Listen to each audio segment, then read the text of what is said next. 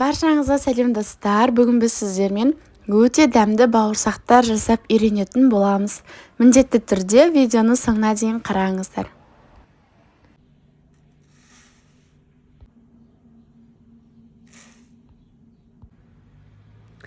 Ең алдымен ыдысымызға ашытқыны саламыз, қант қосамыз, және оның үстіне жылы су құямыз. Сұйық май қосып, жақсылап араластырамыз. Ұнды електен өткізіп, 2-ге 3-ге бөліп қосып отырып араластырамыз. Қамыр болғанша илейміз. Шым-шым тұз қосамыз. Енді біз осыны шамамен 1 сағатқа бетін жауып, жылы жерде қалдырамыз.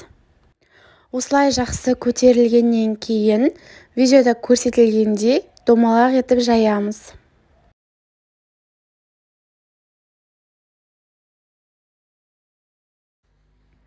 Бізде қамыр осындай қалыңдықта болып шығуы қажет. Енді мен осыны өзімнің қалауымша дөңгелек формада жасайтын боламын. Бауырсақты 4 бұрыш қылып кессеңіздер де болады. Барлығы да өзіңіздің қалауыңызша.